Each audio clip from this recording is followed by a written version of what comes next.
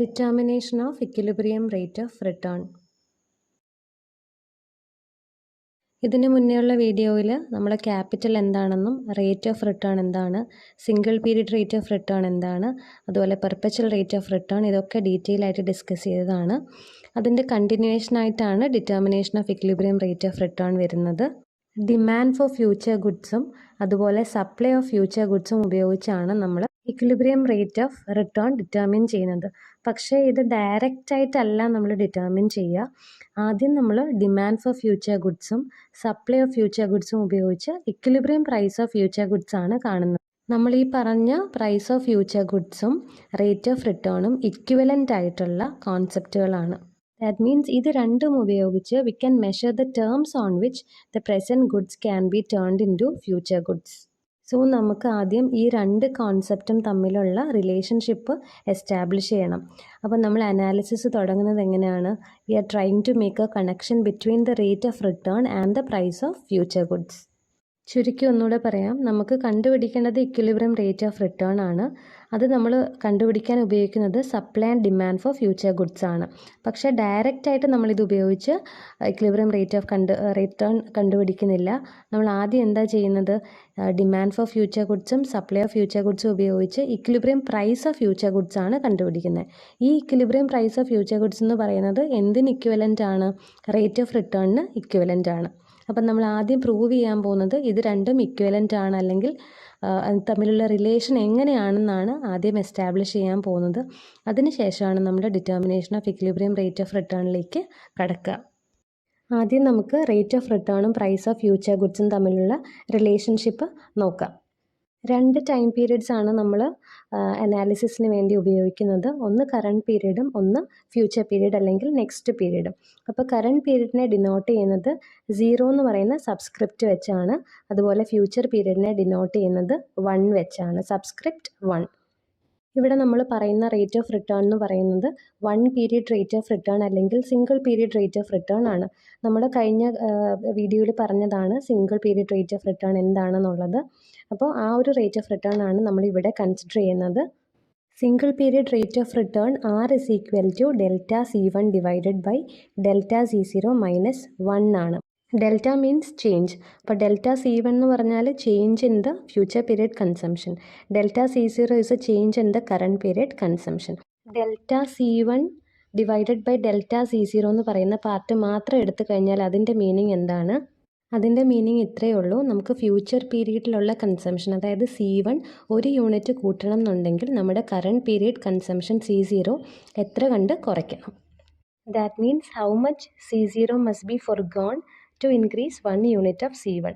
Future consumption 1 unit കൂട്ടാൻ എത്ര C0 ആണ് നമ്മൾ കുറയ്ക്കേണ്ടത്. അതാണ് ഈ delta C1 divided by delta C0യുടെ മീനിങ്. ഇനി നമ്മൾ ഈ ഇക്വേഷനിൽ ചെറിയൊരു ചേഞ്ച് വരുത്താൻ പോവുകയാണ്. നമ്മൾ ഒന്നുകിൽ Rനെ റൈറ്റ് ഹാൻഡ് സൈഡിലേക്ക് കൊണ്ടുപോവുക, അല്ലെങ്കിൽ 1നെ ലെഫ്റ്റ് ഹാൻഡ് സൈഡിലേക്ക് കൊണ്ടുവരിക. അപ്പോൾ നമ്മുടെ equation delta C1 divided by delta C0 എന്ന് പറയുന്നത് it will be equal to 1 plus R. ഇപ്പോൾ ഇക്വേഷൻ്റെ ലെഫ്റ്റ് ഹാൻഡ് സൈഡിൽ delta C1 by delta C0 എന്നുള്ള എക്സ്പ്രഷനാണ് കാണുന്നത് അല്ലേ? ഇതെന്താണെന്ന് നമ്മൾ നേരത്തെ പറഞ്ഞതാണ്. ഇത് വേറൊന്നുമല്ല, this is a relative price of 1 unit of C1 in terms of C0. അതായത് C0 എത്ര കൊടുക്കുമ്പോഴാണ്, എത്ര നഷ്ടപ്പെടുത്തുമ്പോഴാണ് നമുക്ക് ഫ്യൂച്ചറിൽ കൺസംഷൻ 1 യൂണിറ്റ് കൂടുന്നത് എന്നുള്ളതാണ് ഈ റിലേറ്റീവ് പ്രൈസ് കൊണ്ട് ഉദ്ദേശിക്കുന്നത്. So we have defined the price of future goods using the rate of return. 1 period rate of റിട്ടേണിൽ നിന്നും ഡിറ്റർമിൻ ചെയ്ത പ്രൈസ് ഓഫ് ഫ്യൂച്ചർ ഗുഡ്സിനെ നമുക്ക് P1 is equal to delta C0 divided by delta C1 is equal to 1 by 1 plus R എന്ന് എഴുതാം. അത് നമുക്ക് എങ്ങനെ എഴുതാൻ പറ്റുന്നത്? നമുക്ക് നേരത്തെ ഉള്ള ഇക്വേഷൻ എന്തായിരുന്നു?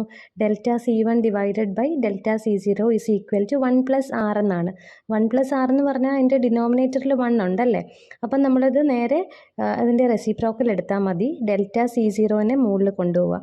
Delta C0 divided by delta C1 എന്നാകുമ്പോൾ നമ്മൾ നേരെ 1 പ്ലസ് R ബൈ 1നെ തിരിച്ചെഴുതുക. അതിൻ്റെ റെസിപ്രോക്കൽ എടുത്തെഴുതുക. 1 ഡിവൈഡഡ് ബൈ 1 പ്ലസ് R എന്ന് നമുക്ക് കിട്ടും. ഇനി ഇതേ price level P1 demand supply analysis വഴി നമുക്ക് എങ്ങനെ ഡിറ്റർമിൻ ചെയ്യാന്നുള്ളത് നോക്കാം. ആദ്യം നമുക്ക് ഡിമാൻഡ് ഫോർ ഫ്യൂച്ചർ ഗുഡ്സ് നോക്കാം. We know that the utility of a consumer depends upon the goods that he consume. ഇവിടെ നമ്മൾ പറയുന്ന കൺസംഷൻ അത് 2 ടൈം പീരീഡ്സിലെയാണ്, പ്രസൻറ്റും ഉണ്ട് ഫ്യൂച്ചറും ഉണ്ട്. അപ്പോൾ ഇവിടെ ഇൻഡിവിജ്വലിൻ്റെ യൂട്ടിലിറ്റി എന്ന് പറയുന്നത് it depends upon the present and the future consumption of the individual. So ഈ കേസിൽ നമുക്ക് ഇൻഡിവിജ്വലിൻ്റെ utility of C0 and C1 എന്ന് എഴുതാം. C0 എന്ന് പറഞ്ഞാൽ കറണ്ട് പീരീഡിലുള്ള കൺസംഷനാണ് and C1 is the future period consumption. എല്ലാ കൺസ്യൂമേഴ്സിനും ബഡ്ജറ്റ് കൺസ്ട്രെയിൻറ്റ് ഉള്ളതുകൊണ്ട് തന്നെ ഓരോ പീരീഡ്സിലും എത്രയാണ് സ്പെൻഡ് ചെയ്യേണ്ടത്, ഓരോ പീരീഡ്സിലും എത്ര എമൗണ്ട് ഓഫ് മണിയാണ് അലോക്കേറ്റ് ചെയ്യേണ്ടതെന്ന് ഡിസൈഡ് ചെയ്യേണ്ടതായിട്ടുണ്ട്. ഒരു കൺസ്യൂമറിന് അവൈലബിൾ ആയിട്ടുള്ള എല്ലാ ഇൻകവും കറണ്ട് പീരീഡിൽ തന്നെ സ്പെൻഡ് ചെയ്യാതിരുന്നാൽ ആ ഒരു പോർഷൻ അദ്ദേഹത്തിന് സേവ് ചെയ്യാൻ പറ്റും. അപ്പം ഈ സേവിങ്ങിനെ പിന്നീട് നമുക്ക് ഇൻവെസ്റ്റ്മെൻ്റ് ആയിട്ട് കൺവേർട്ട് ചെയ്യാം. അതിൽ നിന്ന് കിട്ടുന്ന റേറ്റ് ഓഫ് റിട്ടേൺ R ഉപയോഗിച്ച് അടുത്ത ഒരു പീരീഡിലേക്കുള്ള കൺസംഷൻ നടത്താം. ഇങ്ങനെ പ്രസൻറ്റ് പീരീഡിന് വേണ്ടിയും അതുപോലെ ഫ്യൂച്ചർ പീരീഡിന് വേണ്ടിയും ചോയ്സസ് മേക്ക് ചെയ്യുന്ന ഒരു ഇൻഡിവിജ്വൽ ഫേസ് ചെയ്യുന്ന ബഡ്ജറ്റ് കൺസ്ട്രെയിൻ്റ് ആണ് ഇൻ്റർ ടെമ്പറൽ ബഡ്ജറ്റ് കൺസ്ട്രെയിൻറ്റ്. ഏറ്റവും സിമ്പിളായിട്ട് പറഞ്ഞാൽ ബഡ്ജറ്റ് കൺസ്ട്രെയിൻറ്റ് ഓവർ ടൈമിനെയാണ് നമ്മൾ ഇൻ്റർ ടെമ്പറൽ ബഡ്ജറ്റ് കൺസ്ട്രെയിൻറ്റ് എന്ന് പറയുന്നത്. That means with this budget constraint how much he can consume today and how much he can consume in the future. W is equal to C0 plus P1 C1 എന്ന് പറയുന്ന എക്സ്പ്രഷനിൽ C0 എന്ന് പറഞ്ഞാൽ current level of consumption ആണ്. P1 എന്ന് പറഞ്ഞാൽ നമ്മൾ നേരത്തെ പറഞ്ഞ റിലേറ്റീവ് പ്രൈസസ് ആണ്, അല്ലെങ്കിൽ അതിനെ present cost of future consumption എന്ന് പറയാം. പിന്നെ C1 എന്ന് പറയുന്നത് ഫ്യൂച്ചർ കൺസംഷൻ ആണ്. ഇനി നമുക്കൊരു ഡയഗ്രത്തിൻ്റെ ഹെൽപ്പോട് കൂടി എങ്ങനെയാണ് ഒരു ഇൻഡിവിജ്വൽ യൂട്ടിലിറ്റി മാക്സിമൈസ് ചെയ്യുന്നതെന്ന് നോക്കാം. ഡയഗ്രത്തിലേക്ക് ശ്രദ്ധിക്കുക. എക്സ് ആക്സിസിൽ കാണിച്ചേക്കുന്നത് കറണ്ട് കൺസംഷനാണ്, വൈ ആക്സിസിൽ ഫ്യൂച്ചർ കൺസംഷൻ കാണിച്ചിട്ടുണ്ട്. അതുപോലെ ഇൻ്റർ ടെമ്പറൽ ബഡ്ജറ്റ് കൺസ്ട്രെയിൻ്റ് ആയിട്ട് W is equal to C0 plus P1 C1 എന്ന് പറയുന്ന ഒരു ലൈൻ നമുക്ക് കാണാം. നമ്മുടെ യൂഷ്വൽ ബഡ്ജറ്റ് കൺസ്ട്രെയിൻ്റ് എങ്ങനെയാണോ വരയ്ക്കുന്നത് അതുപോലെ തന്നെയാണ് ഇൻ്റർ ടെമ്പറൽ ബഡ്ജറ്റ് കൺസ്ട്രെയിൻറ്റും വരയ്ക്കുന്നത്. പിന്നെ U0 U1 U2 എന്ന് പറഞ്ഞിട്ട് ഇൻഡിഫറൻസ് കർവുകളും കാണാം. അപ്പോൾ സാധാരണ ഒരു കൺസ്യൂമർ എപ്പോഴാണ് ഇക്വിലിബ്രിയം പൊസിഷനിലേക്ക് വരുന്നത്? ഹയസ്റ്റ് ഇൻഡിഫറൻസ് കർവും ബഡ്ജറ്റ് കൺസ്ട്രെയിൻറ്റും കൂടെ ഇൻ്റർസെക്റ്റ് ചെയ്യുന്ന പോയിന്റിലാണ് ആ ഒരു ഇക്വിലിബ്രിയം പൊസിഷൻ. കൺസ്യൂമേഴ്സ് ഇക്വിലിബ്രിയത്തിൽ നമ്മൾ പഠിക്കുമ്പോൾ അവിടെ നമ്മൾ എക്സിലും വൈയിലും 2 ഗുഡ്സ് ആണ് കാണിക്കുന്നത്, അല്ലേ? ആക്സിസുകളിൽ ഗുഡ്സ് ആണ് റെപ്രസെൻറ്റ് ചെയ്യുന്നത്. പക്ഷേ ഇവിടെ നമ്മൾ എന്താ കാണിക്കുന്നത്? കറണ്ട് പീരീഡിലെ കൺസംഷനും ഫ്യൂച്ചർ പീരീഡിലെ കൺസംഷനുമാണ്. ഈ ഫിഗറിൽ നോക്കുമ്പോൾ നമുക്ക് മനസ്സിലാവും എന്ന് പറയുന്ന പോയിന്റിലാണ് കൺസ്യൂമറിൻ്റെ ബഡ്ജറ്റ് കൺസ്ട്രെയിനും അതുപോലെ ഹയസ്റ്റ് ഇൻഡിഫറൻസ് കർവും കൂടെ ഇൻ്റർസെക്റ്റ് ചെയ്യുന്നത്. ആ പോയിന്റിൽ കൺസ്യൂമർ ചൂസ് ചെയ്യുന്ന കറണ്ട് ലെവൽ ഓഫ് കൺസംഷൻ എന്ന് പറയുന്നത് C0 സ്റ്റാർ ആണ്. അതുപോലെ ഫ്യൂച്ചർ ലെവൽ ഓഫ് കൺസംഷൻ എന്ന് പറയുന്നത് C1 സ്റ്റാർ ആണ്. ഇതിൽ വേറൊരു കാര്യം കൂടെ നമുക്കൊന്ന് ആഡ് ചെയ്യാം. ഇപ്പോൾ കൺസ്യൂമർ അദ്ദേഹത്തിൻ്റെ ഇൻകം മൊത്തം കറണ്ട് പീരീഡിൽ തന്നെ കൺസ്യൂം ചെയ്ത് തീർക്കുകയാണെന്നുണ്ടെങ്കിൽ W വരെയാണ് അദ്ദേഹത്തിന് സ്പെൻഡ് ചെയ്യാൻ പറ്റുന്നത് മൊത്തം. അതായത് കറണ്ട് കൺസംഷൻ്റെ ലെവൽ ആ ഒരു പോയിന്റ് വരെ പോവാം, W വരെ പോവാം. അതിന് ശേഷം എന്താണ്, അങ്ങോട്ടേക്ക് ബഡ്ജറ്റ് ഇല്ല, ബഡ്ജറ്റ് കൺസ്ട്രെയിൻ്റ് ആണ് ആ W എന്ന് പറയുന്ന പോയിന്റിൽ കാണിക്കുന്നത്. അപ്പോൾ ഈ കേസിൽ രണ്ടാമത്തെ പീരീഡിലുള്ള കൺസംഷൻ എന്ന് പറയുന്നത് 0 ആണ്. ഇനി ഇതിൻ്റെ ഓപ്പോസിറ്റ് നമുക്കൊന്ന് പറയാം. That is current period consumption 0 ആയാൽ C1 ഫ്യൂച്ചർ പീരീഡിലെ കൺസംഷൻ എവിടെ വരെ പോവാം? W ഡിവൈഡഡ് ബൈ P1 എന്ന് പറയുന്ന ആ ഒരു ലെവൽ വരെ പോവാം. അതിനുശേഷം അങ്ങോട്ടേക്ക് പറ്റില്ല, കാരണം അവിടെയും ബഡ്ജറ്റ് കൺസ്ട്രെയിൻ്റ് ആണ് കാണിക്കുന്നത്. നമ്മൾ ഈ പറഞ്ഞ W ഡിവൈഡഡ് ബൈ P1 എന്ന് പറയുന്നത് it is equal to W into 1+R. ഇവിടെ W എന്ന് പറയുന്നത് വെൽത്ത് ആണ്. അപ്പോൾ കറണ്ട് പീരീഡിൽ ഒന്നും കൺസ്യൂം ചെയ്യുന്നില്ല എങ്കിൽ അവിടെ കുറേ ഇൻകം സേവ് ചെയ്യുന്നുണ്ടാവുമല്ലോ, അത് ഇൻവെസ്റ്റ് ചെയ്യുന്നുണ്ടാവുമല്ലോ. അപ്പോൾ ഈ ഇൻവെസ്റ്റ്മെൻറ്റിന് ഒരു റേറ്റ് ഓഫ് റിട്ടേൺ കിട്ടും. With this rate of return R, the current wealth will grow into W into 1+R in the period 2. നമ്മൾ ഇത്രയും നേരം എക്സ്പ്ലെയിൻ ചെയ്ത കാര്യങ്ങൾ ഒറ്റ കൺക്ലൂഷനായിട്ട് നമുക്ക് പറയാം. നമ്മൾ കറണ്ട് പീരീഡിൽ കൺസ്യൂം ചെയ്യാത്ത ലെവൽ ഓഫ് ഇൻകം ആണ് നമ്മുടെ ഫ്യൂച്ചർ പീരീഡിലുള്ള കൺസംഷനായിട്ട് മാറുന്നത്. താഴെ കാണിച്ചേക്കുന്ന ഡയഗ്രത്തിലേക്ക് ഒന്ന് ശ്രദ്ധിക്കുക. ഇവിടെ എക്സ് ആക്സിസിൽ W എന്ന് പറയുന്ന പോയിന്റ് എന്താ കാണിക്കുന്നത്? മൊത്തത്തിലുള്ള വെൽത്താണ്. കൺസ്യൂമറിന് മൊത്തത്തിലുള്ള വെൽത്താണ് W. അപ്പം ഈ ടോട്ടൽ എമൗണ്ട് ഓഫ് വെൽത്തിൽ നിന്ന് കറണ്ട് പീരീഡിലേക്ക് അദ്ദേഹം എത്രയാണ് സ്പെൻഡ് ചെയ്യുന്നത്? ഏതാണ് അദ്ദേഹത്തിൻ്റെ level of consumption? C0 star ആണ്. അതായത് ബാക്കി W മൈനസ് C0 സ്റ്റാർ അദ്ദേഹത്തിൻ്റെ കയ്യിൽ ബാക്കിയുണ്ട്, അത്രയും സ്പെൻഡ് ചെയ്യുന്നില്ല. അപ്പം അത് ഇൻവെസ്റ്റ് ചെയ്യുന്നു, റേറ്റ് ഓഫ് റിട്ടേൺ Rൽ ഇൻവെസ്റ്റ് ചെയ്യുന്നു. അത് ഗ്രോ ചെയ്തിട്ടാണ് C1 സ്റ്റാർ ലെവൽ ഓഫ് കൺസംഷനിലേക്ക് അടുത്ത പീരീഡിൽ അദ്ദേഹം എത്തുന്നത്. നമ്മളിപ്പോൾ പറഞ്ഞ W മൈനസ് C0 സ്റ്റാറിനെ നമുക്ക് എങ്ങനെയും എഴുതാം P1 ഇൻറ്റു C1 സ്റ്റാർ ആണ്. ഇവിടെ P1 C1 സ്റ്റാർ എന്ന് പറഞ്ഞാൽ present cost of future consumption ആണ്. ഈ ഒരു എക്സ്പ്രഷൻ വെച്ചിട്ട് ഇനി നമുക്ക് C1 സ്റ്റാർ കണ്ടുപിടിക്കാം, അതായത് future level of consumption. It is equal to W minus C0 star divided by P1. അതായത് P1നെ നമ്മൾ റൈറ്റ് ഹാൻഡ് സൈഡിലേക്ക് കൊണ്ടുപോകുമ്പോൾ അത് ഡിനോമിനേറ്ററിലാണ് വരുന്നത്. സോ നമ്മൾ ലെവൽ ഓഫ് ഫ്യൂച്ചർ കൺസംഷൻ കണ്ടുപിടിച്ചു.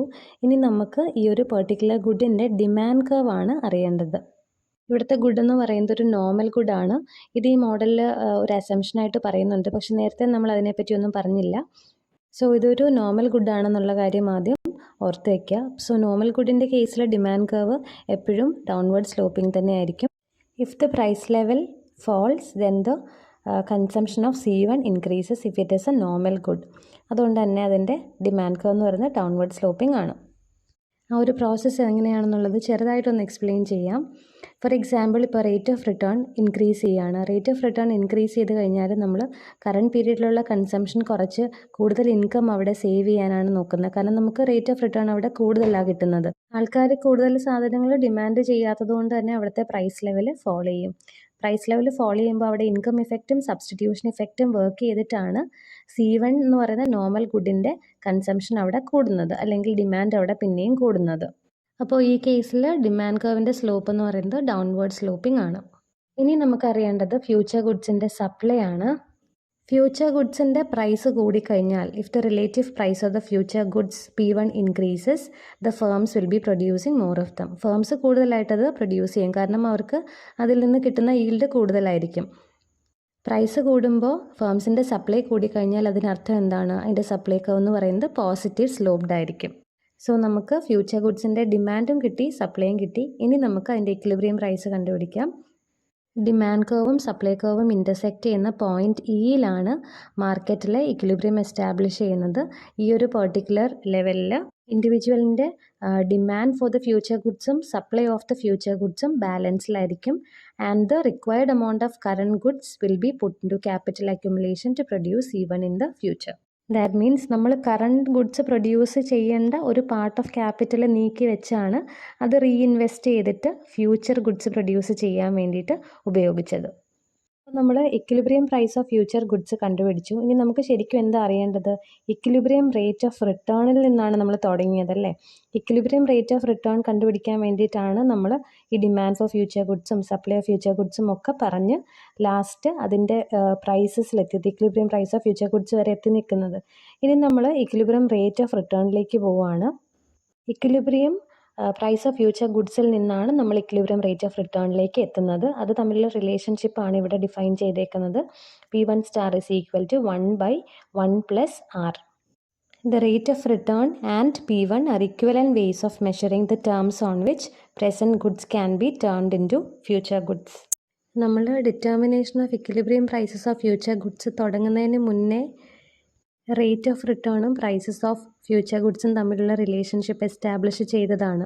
ആ റിലേഷൻഷിപ്പ് ഞാൻ സൈഡിൽ ഒന്നുകൂടെ കോപ്പി ചെയ്തിട്ടുണ്ട്. അതിൽ നിന്ന് ക്ലിയർ ആണ് rate of return and P1 are equivalent ways of measuring the terms on which the present goods can be turned into future goods.